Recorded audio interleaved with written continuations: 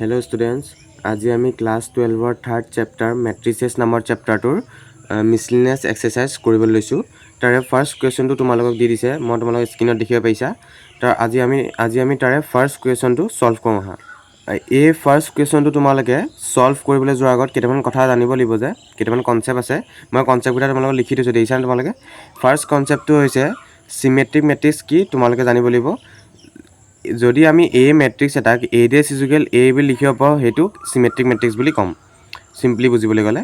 আৰু সেকেন্ড হৈছে skew সিমেট্ৰিক matrix, মানে হৈছে আমি যদি এই মেট্ৰিক্সটোক এ ডেছ ইজুকেল মাইনাছ এ হিচাপে লিখিব পাৰোঁ, তেতিয়াহ'লে তাক আমি স্কিউ সিমেট্ৰিক মেট্ৰিক্স বুলি ক'ম। এই মেট্ৰিক্সটোক স্কিউ সিমেট্ৰিক মেট্ৰিক্স বুলি ক'ম। এতিয়া এ ডেছ মানে কি তোমালোকৰ মনত পেলাই লোৱা, তোমালোকে মনত পৰিছেনে এ ডেছ মানে কি? এ ডেছ মানে হৈছে ট্ৰান্সপ'জ অফ মেট্ৰিক্স এ। এক্সাম্পল, তোমাক যদি এ এটা মেট্ৰিক্স দি দিছে, এ এটা মেট্ৰিক্স 1 2 0 3, ইয়াত দেখিছেনে 2x2 এটা মেট্ৰিক্স, দুটা ৰ' আছে আৰু দুটা কুলম আছে।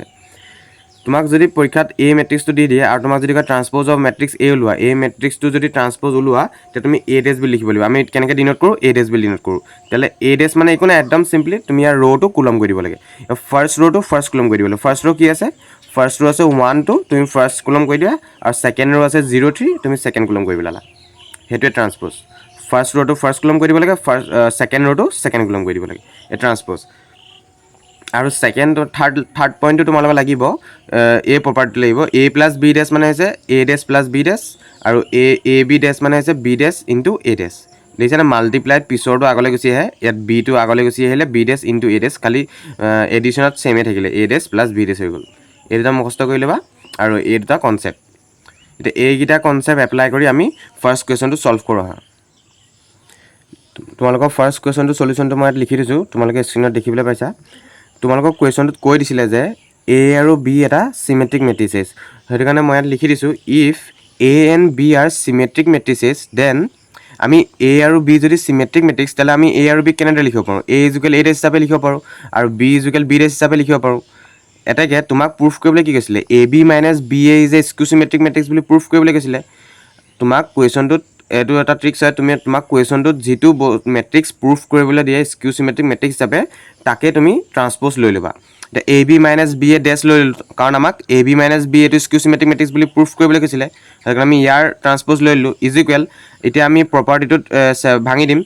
এ বি মাইনাছ বি এ ডেছটো আমি A B dash minus B এ ডেছ হিচাপে লিখিব পাৰোঁ, কাৰণ আমি পাইছিলোঁ এ প্লাছ বি হোল ডেছ কি পাইছিলোঁ? ইজুকুৱেল এ ডেছ প্লাছ বি ডেছ পাইছিলোঁ, সেইটো কাৰণে আমি ডেছটো A B dash minus B এ ডেছ লিখি দিলোঁ। এতিয়া আমি এটা মাল্টিপ্লায়াৰ প্ৰপাৰ্টি এটা পাইছিলোঁ, এ বি ডেছ মানে কি আছিলে?